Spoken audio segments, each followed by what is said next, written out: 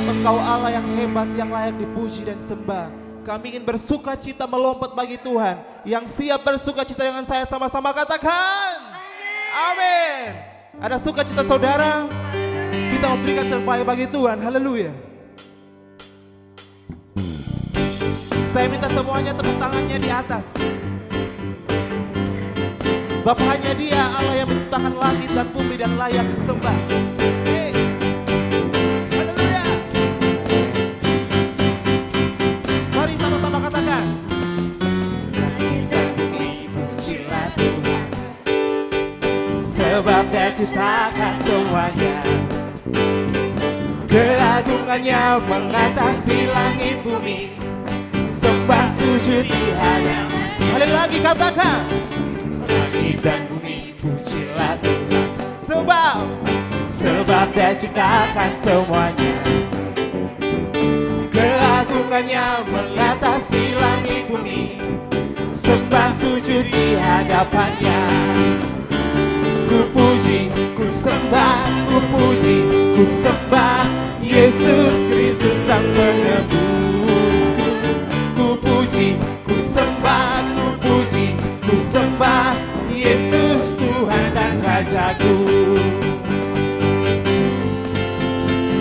Saya mau lebih semangat lagi, sebab Dia Raja yang sudah disembah. Haleluya.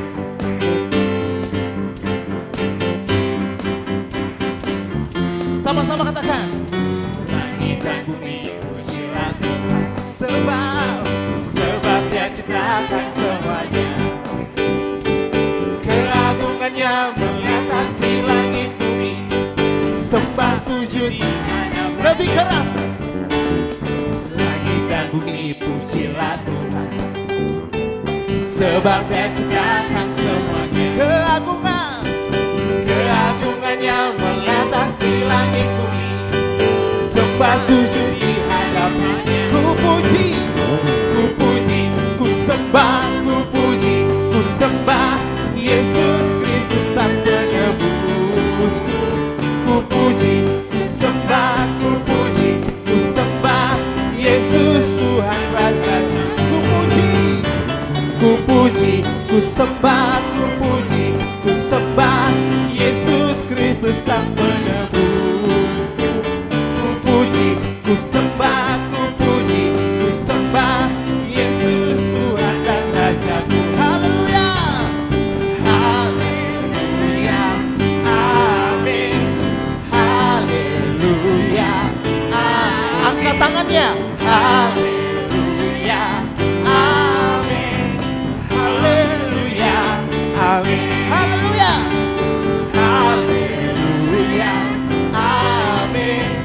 Haleluya. Amin. Haleluya. Amin.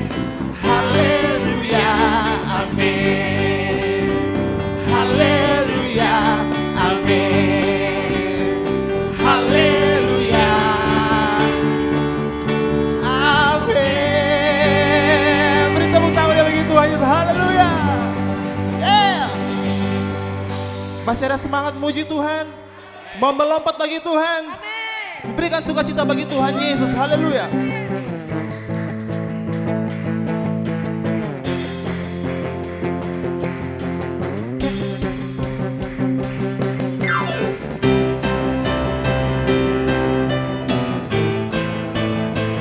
Karena kasih Tuhan, kebesaran Tuhan tak pernah terbayangkan, saudara. Mari sama-sama katakan buat Tuhan Yesus. Tak terbayang kebesaran-Mu dan tak terbanding kekuatan-Mu, Tuhan. Kau menggapai hidup,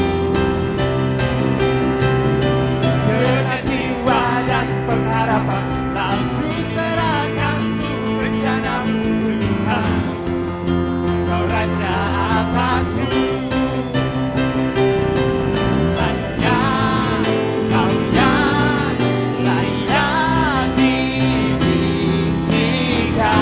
Siap melompat bagi Tuhan, amin. One, two, three, go. Ajaib Kau Tuhan, agung dan perkasa.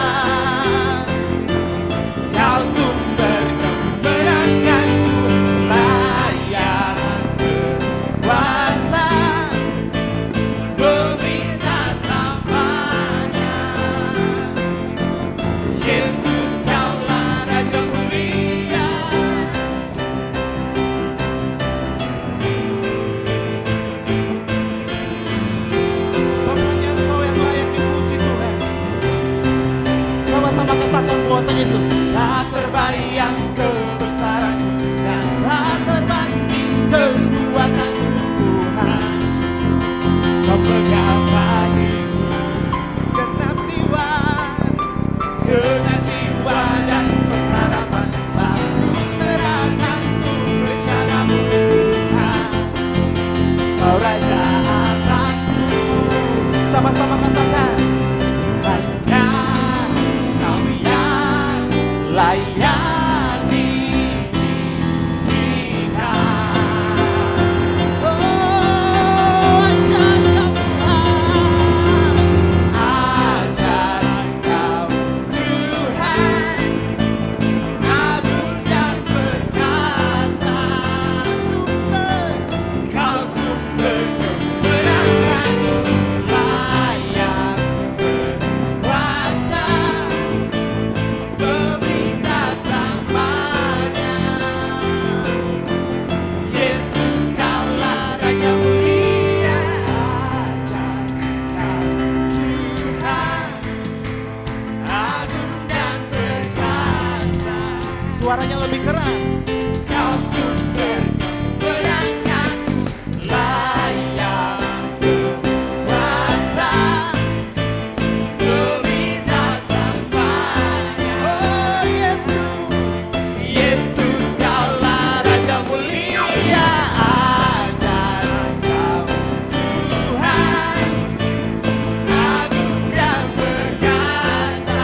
Bapa sumber kemenangan kami, kemenangan, layak berkuasa, pemerintah selamanya.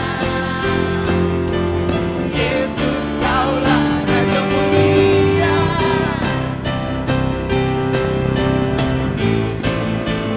Raja mulia. Dengan suara keras katakan, Raja mulia. Beri tepuk tangan Maria bagi Tuhan Yesus. Haleluya. Haleluya. Silakan duduk kembali, terpujilah nama Tuhan selama-lamanya. Kami mau datang lebih lagi Tuhan untuk mengenal Engkau Bapa. Kami nyatakan bahwa hanya Engkau yang terindah dalam hidup setiap kami Bapa. Kami mau nyatakan dengan lagu pujian ini Tuhan. Dengan segenap hati dan jiwaku, ku datang padamu dan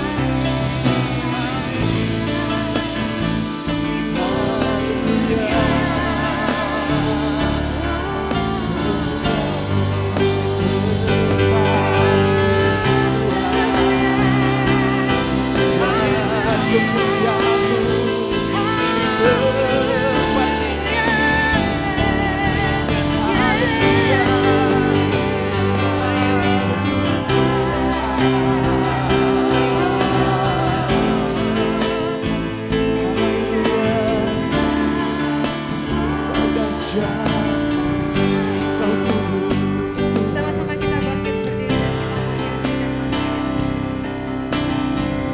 Angkat suaramu, angkat hatimu, kita sama-sama menyanyikan.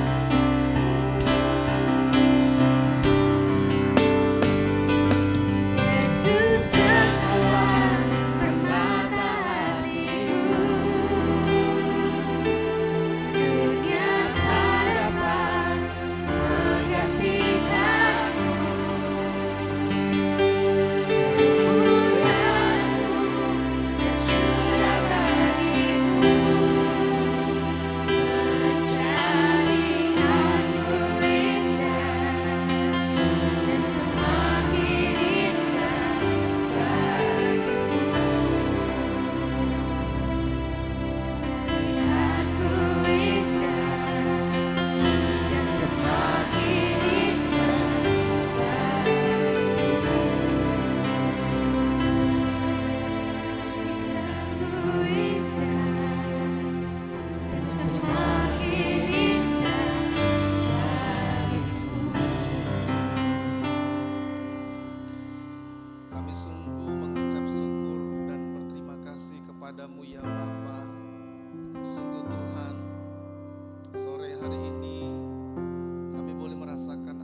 keselamatan ada hadirat-Mu di tempat ini. Siapakah kami kalau Engkau mau hadir di tempat ini? Siapakah kami kalau Engkau mengaruniakan akan kasih-Mu kepada kami? Tapi semua kami kembalikan untuk hormat kemuliaan nama-Mu Tuhan.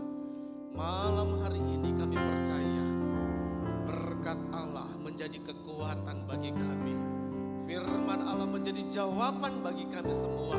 Sehingga kami yang datang mungkin dalam keadaan sakit, kami disembuhkan dalam nama Yesus. Kami yang datang mungkin dalam keadaan lemah, kami dikuatkan dalam nama Yesus. Dan kami yang datang mungkin dengan segala pergumulan kami, ada jawaban di dalam firman Allah. Urapi hamba-Mu, sembunyikan hamba-Mu di belakang kaki salib-Mu. Kata-kata yang keluar bukan dari pikiran hamba-Mu, tetapi itu adalah transformasi firman Allah.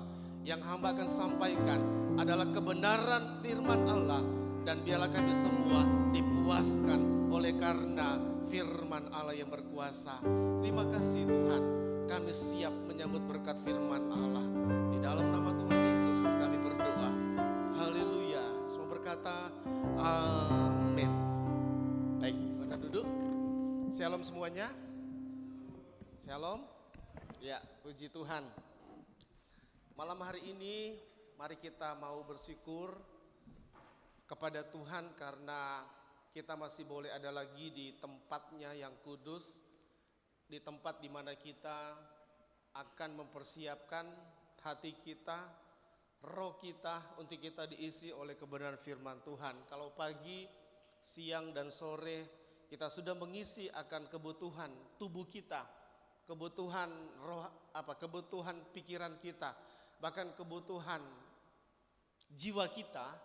Dan malam hari ini siapkanlah kebutuhan spiritual saudara untuk saudara bisa ditaburi oleh firman Allah.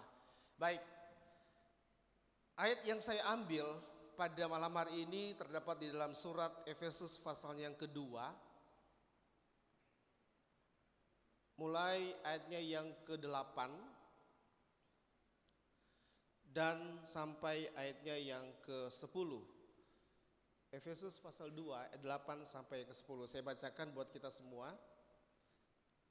Firman Allah berkata, sebab karena kasih karunia kamu diselamatkan oleh iman, itu bukan hasil usahamu sebagai pemberian Allah.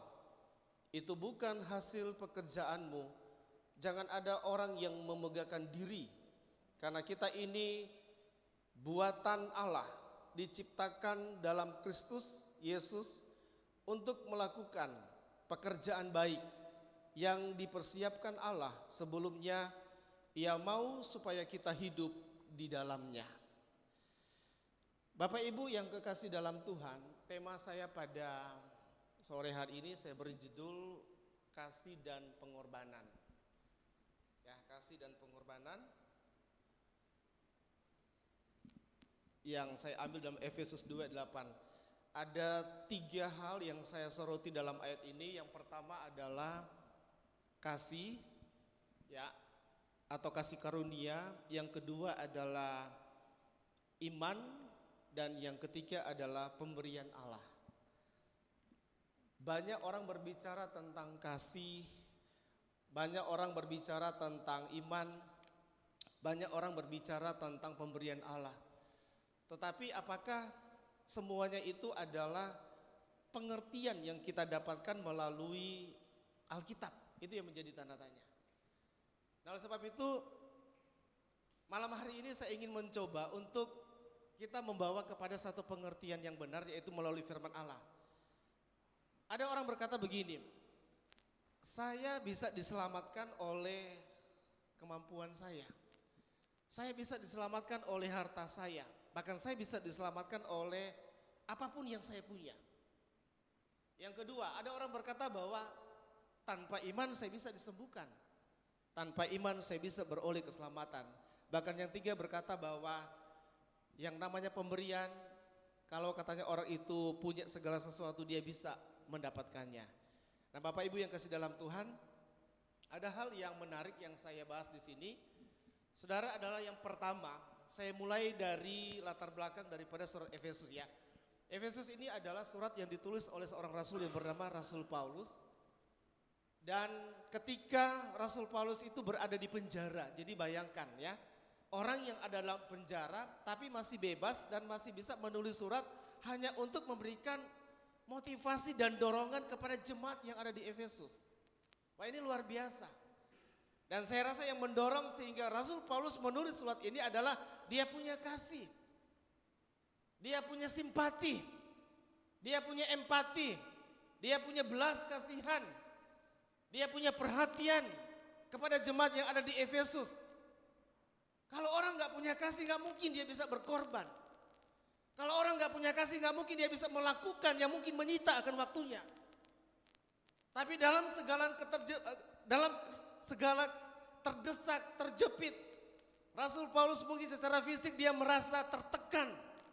Tapi hatinya, pikirannya, tujuannya, dia akan menyampaikan sesuatu rahasia ilahi kepada jemaat yang ada di Efesus.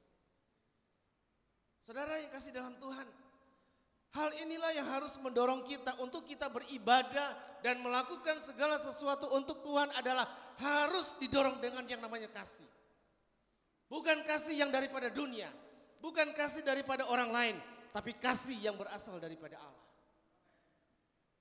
Kasih yang daripada Tuhan. Kasih yang bersumber daripada Tuhan Yesus yang adalah sumber keselamatan kita. Itulah yang membuat kita, aduh saya harus beribadah. Saya harus berdoa.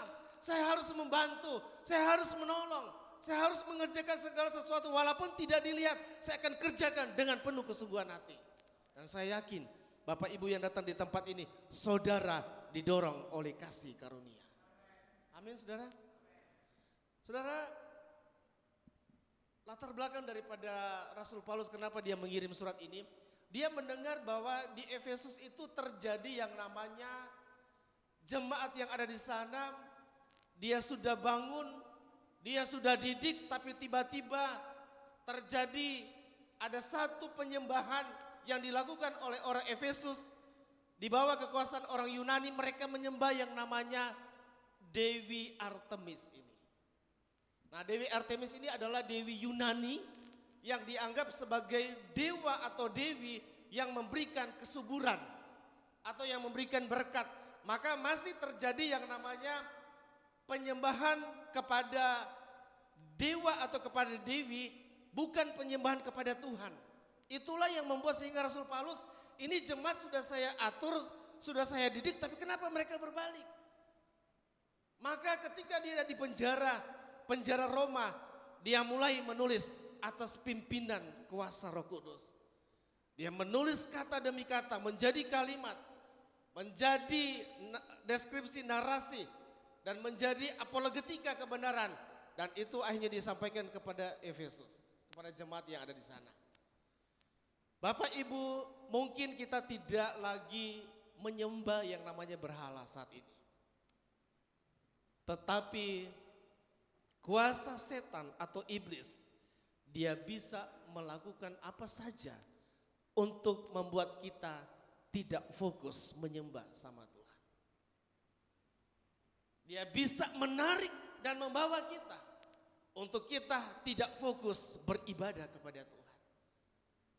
Coba lihat jemaat Efesus saudara. Tapi karena Rasul Paulus ini dia punya kuasa yang daripada Roh Kudus, maka dia tetap punya satu keyakinan, walaupun hanya lewat surat. Dia percaya bahwa surat ini mengandung kebenaran, maka jemaat yang ada di sana akan percaya akan firman-Nya. Yaitu cerita, dan kira-kira surat ini ditulis tahun 56 sampai 58 Masehi ya, ketika dia ada di penjara. Maka salah satu tujuan surat ini ditulis oleh surat Paulus adalah meluruskan kembali pemahaman daripada orang yang ada di Efesus untuk mereka kembali menyembah kepada Tuhan yang benar, kepada Allah yang benar. Nah, saudara yang kasih dalam Tuhan, saya akan mulai dari kata, kenapa dia balik situ ya? Baik, oke, kasih karunia tidak asing lagi bagi kita, tapi mungkin ini akan memberikan kita satu pengertian lagi. Kasih karunia dari kata karis, yang artinya ada belas kasihan, ada rahmat, ada anugerah, ada penilaian yang baik, ada penyataan yang istimewa. Saudara, ini pegang teguh ya. Saya dan saudara diselamatkan oleh karena kasih karunia. Artinya rahmat, anugerah, penilaian dari hadirat Allah, penilaian dari Allah secara khusus itu diberikan kepada saudara dan saya. Diberikan kepada kita. Makanya kalau kita dipercayakan misalnya jadi worship leader, kita dipercayakan jadi pemain musik, kita dipercayakan jadi singer, kita dipercayakan untuk misalnya menyampaikan khotbah, semua adalah kasih karunia. Amin saudara.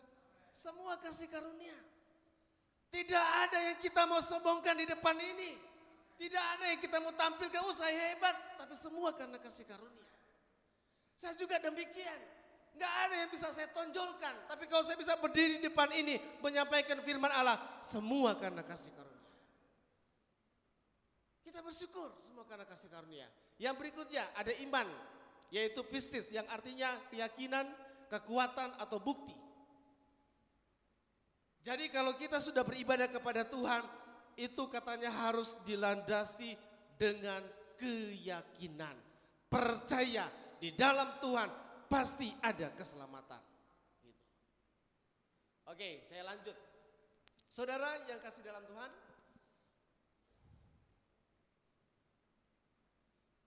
ya, yang berikutnya adalah kita akan melihat tentang mengapa kita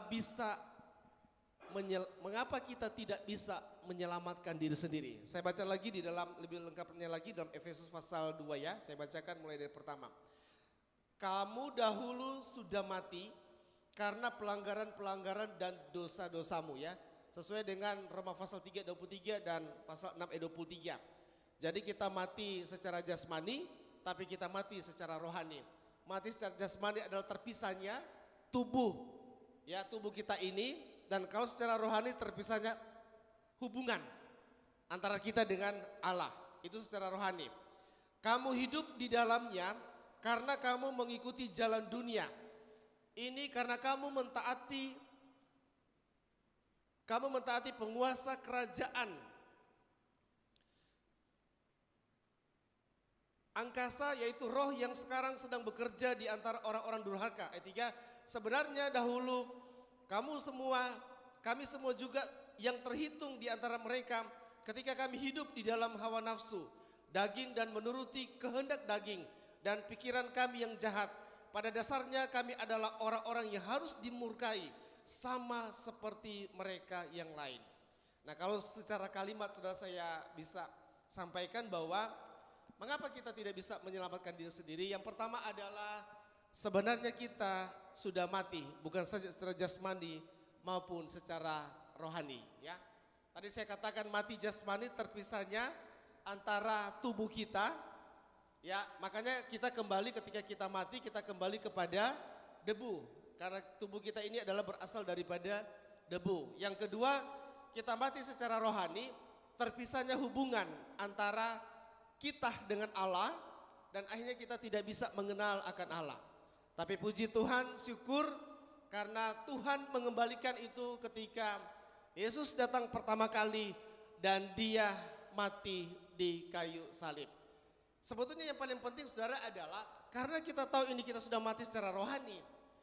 Oleh sebab itu maka kita harus merekonsiliasi, memperbaiki hubungan kita ini. Di dalam spiritualitas itu hanya terjadi pada waktu kita melakukan hal-hal yang sifatnya spiritual. Saya selalu mengatakan bahwa kebutuhan roh tidak bisa diisi dengan kebutuhan jasmani. Kebutuhan jasmani tidak bisa diisi dengan kebutuhan roh. Jasmani berhubungan dengan jasmani. Rohani berhubungan dengan rohani. Maka kalau saudara menggantikan, aduh saya ini lagi kering, saya kekeringan rohani. Kemudian tiba-tiba, ayo mari kita jalan-jalan, ayo mari kita rekreasi, nggak bisa. Ada titik di mana manusia ketika dia mengalami kekosongan rohani, yang bisa mengisi itu adalah melalui perjumpaan kita secara pribadi dengan Allah. Dan Dan itu tidak lain adalah ketika kita beribadah. Jadi Bapak Ibu yang kasih dalam Tuhan, jangan menggantikan hal rohani dengan hal duniawi. Jangan sekali menggantikan hal-hal yang sifatnya spiritual dengan sifat-sifatnya duniawi, nggak bisa. Orang bisa dia mengalami satu kekeringan. Kalau dia tahu bahwa itu adalah saya kering secara rohani, dia harus datang sama Tuhan. Hanya itu aja jawabannya. Coba lihat salah satu contoh di dalam Alkitab. Simson, saudara ya. Simson dikatakan bahwa dia adalah natsir Allah. Simson adalah merupakan bisa dikatakan bahwa dia adalah utusan daripada Allah. Tapi ketika dia mengalami peperangan secara dunia, dia menang. Secara fisik dia kuat. Tapi lihat, ketika dia mengalami peperangan secara rohani, sayangnya dia tidak lari sama Tuhan. Sayangnya dia tidak datang kepada Tuhan. Nanti terakhir ketika dia sudah mentok dan beranggap bahwa aduh saya nggak bisa buat apa-apa, baru dia cari Tuhan. Tapi coba lihat contoh Yusuf. Walaupun dia berhadapan dengan seorang ratu, seorang putri, seorang istri Firaun. Tapi pada saat dia mengalami masalah problema, dia tetap memiliki rasa takut akan Tuhan. Artinya bahwa spiritualitas daripada Yusuf, dimanapun dia pergi dan berada, dia tetap mengaktifkan, dia tetap menghidupkan, dia tetap menyatakan bahwa ada Allah dalam hati saya. Gak mungkin saya berbuat seperti itu. Ada Tuhan dalam hati saya. Itu yang harus ada dalam kehidupan kita saat ini. Dunia dengan segala kebergelapan dan dunia dengan segala keindahan akan coba menarik kita. Dari ranah kudus akan ditarik ke ranah yang tidak kudus. Dari ranah yang disucikan, dikuduskan oleh Allah akan ditarik ke ranah yang tidak berkenan kepada Tuhan. Maka sekalipun kita masih ada dalam dunia ini, kita harus tetap mengaktifkan, kita harus tetap memiliki hubungan yang baik dengan Allah. Dan saya selalu mengatakan berdoa dan beribadah itu bukan hanya di gereja, tapi dimanapun saudara berada, mari saudara tetap berhubungan dengan Tuhan. Amin saudara. Saya kalau di motor, saya kalau di mobil, dimanapun saya pergi, saya doa saudara, Tuhan tolong lindungi kami. Jadi jangan di gereja baru buka Alkitab, jangan mepet karena ada masalah baru berdoa, bukan. Setiap detik, setiap waktu, setiap jam, komunikasi dengan Tuhan, berdoa dengan Tuhan, dan kita pasti akan memperoleh kekuatan yang luar biasa. Saudara yang kasih dalam Tuhan, orang yang mati secara dosa, ini ada beberapa penyebab. Yang pertama, orang itu tidak menghargai hal-hal yang rohani. Hati-hati saudara. Ya, kalau kita sudah mati rohani, seperti orang mati rasa, kram tangan atau kaki, coba dicubit, dia apa lagi? Kita mau buat gimana tangannya, dia nggak terasa. Sama dengan orang sudah mati rohani. Doa lagi, wes itu udah biasa, udah gitu. Praise and worship, paling tunduk kepala dan berlutut, udah biasa. Mati rohani. Orang kalau sakit, ya ini pengalaman kita semua masing-masing. Karena kita sakit, maka mulut kita atau itu mau makan apa saja walaupun itu enak, itu enggak enak. Jadi pahit. Karena sudah enggak enak, sudah pahit. Sama dengan orang mati rohani. Kalau orang sudah mati rohani, apapun yang dianggap itu sebetulnya adalah baik bagi dia, tapi dia sudah enggak baik. Maka oleh sebab itu kita harus belajar untuk kita bisa keluar dari hal ini. Tapi satu-satunya yang bisa kita membuat untuk kita bisa hidup secara rohani adalah kita mendekatkan diri kepada Tuhan. Kita mulai mendekatkan diri kepada Tuhan. Ayo, jangan berdoa kalau ada masalah. Sekali lagi, jangan berdoa kalau ada masalah. Tapi doa itu adalah komunikasi rohani kita dengan Tuhan. Hanya lewat doa kita bisa berkata, iya Abah, iya Bapak, ini aku anakmu. Pesawat secanggih apapun di dunia ini, walaupun itu milik orang luar negeri, tidak bisa mencapai Allah kecuali doamu dan doa saya. Iya saudara. Dan melalui doa kita bisa mendapatkan kekuatan. Ayo mari perhatikan masing-masing pribadi kita. Introspeksi, Tuhan, apa yang hilang dalam diri saya? Kok saya tidak merasakan lagi hadirat Allah waktu saya beribadah?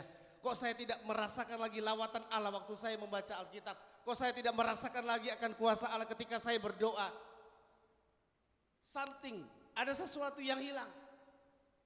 Kalau ada sesuatu yang hilang, kita harus cepat memperbaiki.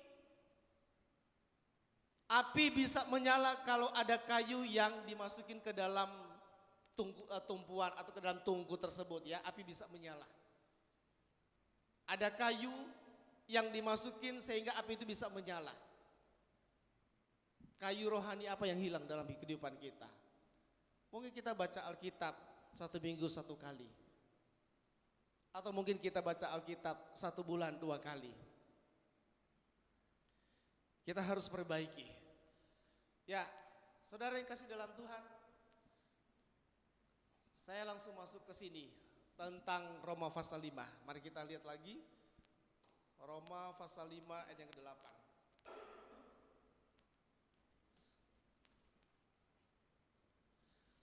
Roma 5 ayat 8 berkata, akan tetapi Allah menunjukkan kasih-Nya kepada kita oleh karena Kristus telah mati untuk kita ketika kita masih berdosa. Bapak Ibu yang kasih dalam Tuhan, seperti yang saya sampaikan tadi awal, bahwa manusia telah berdosa, ya, dan semuanya telah kehilangan kemuliaan Allah. Nah, ini yang dianggap sebagai orang mengatakan bahwa begitu banyak hal-hal yang diandalkan oleh Allah, oleh manusia, sehingga manusia itu mau datang kepada Tuhan. Salah satunya adalah mereka, nah ini dia, ada apa aja? Agama, ada kesalehan daripada hidup manusia, ada ilmu, ada perbuatan baik, dan masih banyak lainnya. Tapi percayalah bahwa semuanya itu adalah sia-sia. Itu tidak akan bisa membawa kita datang kepada Tuhan, karena ini adalah kemampuan daripada manusia. Dan Rasul Paulus pernah berkata begini, jika kita masih ada di dalam keinginan dunia, maka apa yang kita lakukan itu adalah masih berbau dunia. Tapi jika kita sudah ada di dalam hadirat Allah, maka apa yang kita lakukan itu adalah berasal daripada Tuhan. Maka yang harus kita lakukan mencapai untuk kita datang kepada Tuhan, saudara, bahwa kita tidak perlu mengandalkan apa yang ada di dalam diri kita. Ya, ini agama pun, kesalehan dan kebaikan kita, ilmu kita, perbuatan baik, ini tidak akan sampai jembatan kita kepada Tuhan. Dan itu ujungnya adalah hukuman kekekalan. Ya. Maka dikatakan Efesus 2 ayat 8 bahwa usaha manusia itu adalah sia-sia. Jadi yang paling penting sebenarnya malam ini yang ingin saya sampaikan adalah kita tetap harus mengandalkan Tuhan di dalam kehidupan kita. Itu yang paling penting. Baik, saya lanjut kepada keselamatan.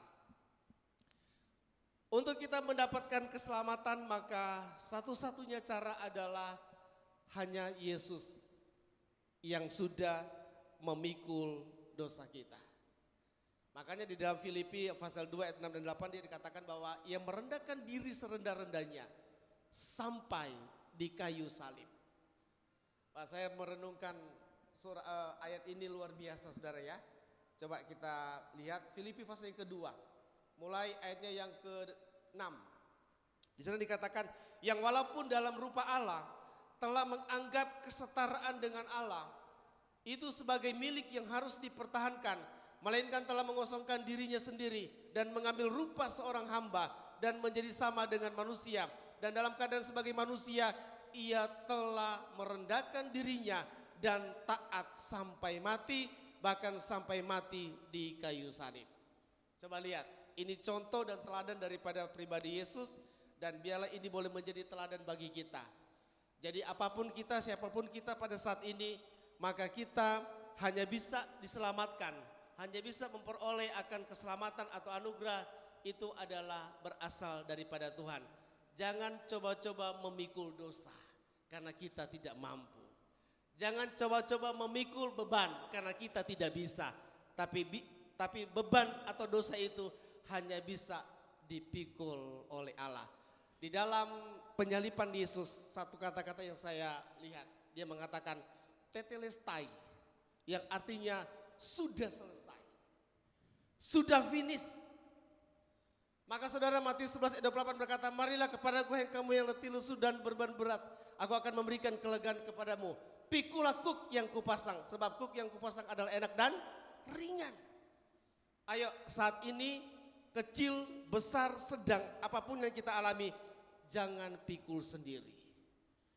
Arti daripada kuk yang kupasang adalah enak dan ringan itu sebetulnya dipakai dalam ketika seorang petani membajak sawah, dan kuk itu adalah tempat di mana lembu dipasang di lembu. Tapi kalau satu lembu yang dipasang, maka itu akan terasa berat tariknya.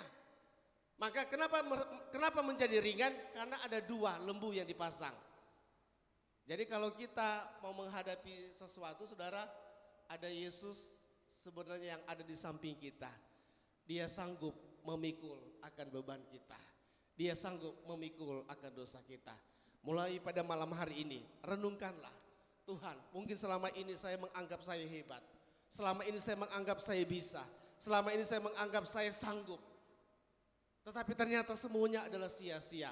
Ada satu hal yang perlu kita lakukan adalah kita mau melibatkan Allah di dalam setiap kehidupan kita. Apapun itu. Studimu, pekerjaanmu, usahamu, keluargamu, anak-anak kita, masa depan kita, apapun itu. Jangan lewatkan. Jangan hanya karena perkara besar baru kita mau datang sama Tuhan. Perkara kecil sekalipun, libatkan Allah di dalamnya. Libatkan Tuhan di dalamnya. Bapak Ibu, saudara yang kasih dalam Tuhan, ini yang bisa saya sampaikan pada malam hari ini. Intinya adalah lakukanlah semuanya itu bukan untuk manusia saja. Kolose 3:23, tapi lakukan semuanya untuk Tuhan, karena Dia sudah datang untuk kita semua. Dia berkorban dan Dia memikul beban kita. Maka mari serahkanlah hidup kita kepadanya. Puji Tuhan, saya mengundang pemain musik dan saya undang semuanya bangkit berdiri. Mari kita angkat satu pujian, karya terbesar di dalam hidup kita. Kita bangkit berdiri, kita mau angkat pujian ini dari hati kita dan kita renungkan kembali firman Allah yang singkat ini.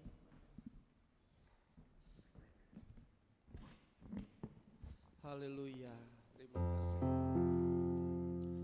Angkat dari hatimu dan nyatakan akan hati kita kepada Tuhan. Glory.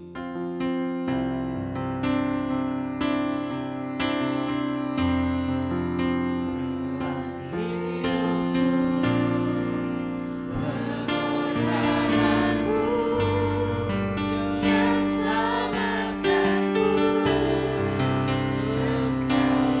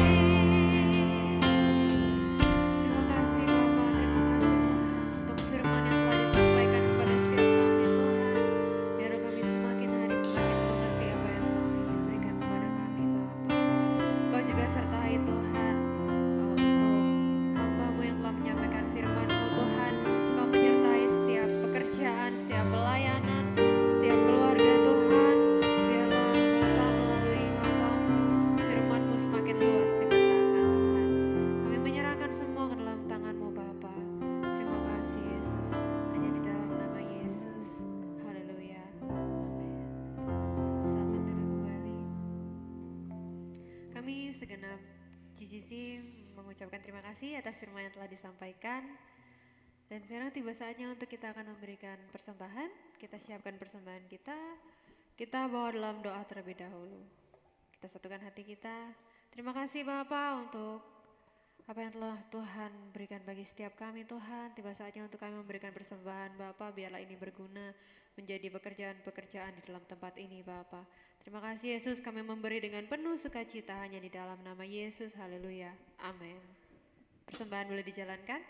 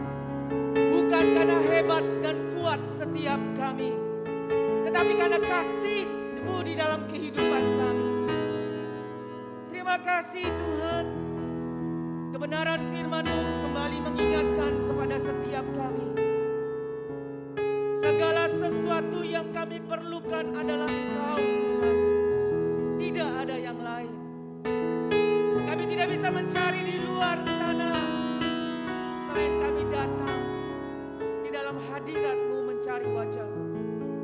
Kebenaran Tuhan mengingatkan kepada setiap kami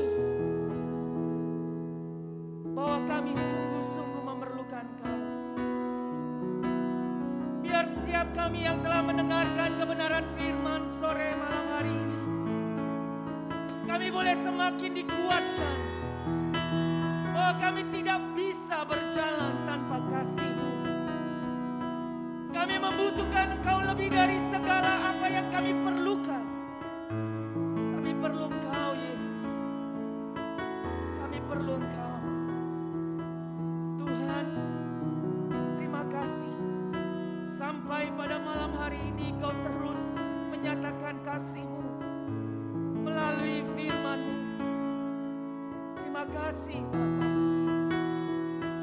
Terima kasih. Kami berdoa bersatu hati bagi hamba-Mu Bapak Pendeta Royke. Tuhan memberkati hamba-Mu. Apa yang dikerjakan Tuhan buat berhasil. Apa yang Tuhan rindukan terjadilah menurut waktu-Mu Bapa.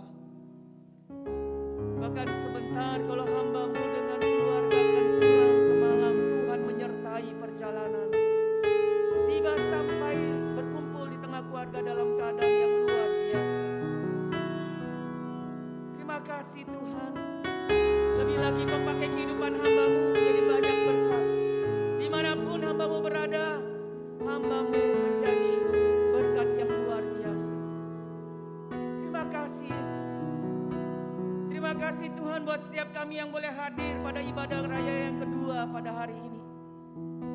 Terima kasih Tuhan. Kau telah memilih setiap kami. Roh-Mu menarik kami untuk datang ke rumah-Mu. Bahkan yang mengikuti ibadah live streaming kami. Tuhan, kami percaya apa yang kami lakukan dan kerjakan kami hanya berikan bagi hormat kemuliaan-Mu. Mengucap syukur Tuhan buat jalannya ibadah dari awal pertengahan hingga akhirnya Tuhan telah pimpin. Memberkati semua pelayan-pelayan hamba-Mu yang sudah mengambil bagian pada ibadah raya kedua ini. Pemain musik WL Singer, kolektan, Asher, multimedia, Tuhan memberkati. Mereka lakukan bukan untuk manusia, tapi mereka melakukan bagi Engkau Tuhan. Terima kasih Yesus, terima kasih. Kami berdoa Tuhan untuk setiap kebutuhan pergumulan kami pribadi lepas pribadi. Kami percaya saat kami menaikkan pujian penyembahan kami, saat kami mengerjakan kebenaran firman-Mu, maka Tuhan akan membela firman-Mu di dalam kehidupan kami. Apa yang kami butuhkan, Tuhan akan memberikannya tepat pada waktunya. Mengucap syukur, Engkau Allah yang hidup, Engkau Allah yang selalu mendengar akan setiap seruan doa kami. Terima kasih Yesus. Biarlah roh kami terus mau berdoa dengan Kau. Kami terus berdoa, kami terus membangun mesbah kami. Karena itulah kekuatan kami. Terima kasih Bapa. Terima kasih Tuhan. Kami mau pulang, kami mau akhiri ibadah raya pada sore malam hari ini. Kami rindu Engkau Tuhan memberkati setiap kami. Mari jemaat Tuhan angkat kedua tangan-Mu. Tengadahkan wajah-Mu biar sinar kemuliaan Allah menyinari wajah-Mu. Kinarayarana warashikana yaralala.